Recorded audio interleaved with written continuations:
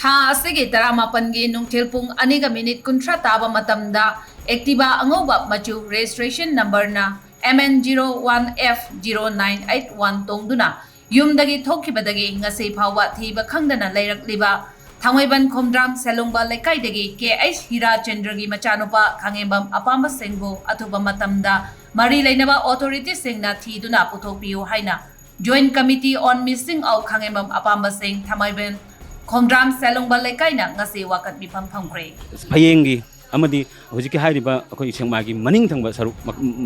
makha thangba sarukta leiba awang thong sarukta leiba mafam sidane kariguma fajana security taino leira kanda changibse karano thole isna karino karigum changbono haibno fajana verify toroga changanba targadi hairiba makha tana thongoeba aduna akoina appeal tawsi government appeal tawsi government kitang lai thokpodono khanbase akoi nungai jodi maramdi mi ama ngasi nipani sure tang tang panding nipani sujale nipani apani sujala sibukta akoi kaimuk lang phangdaba che machi akoi kitang penjadeba aduna manipur government akhai haijaning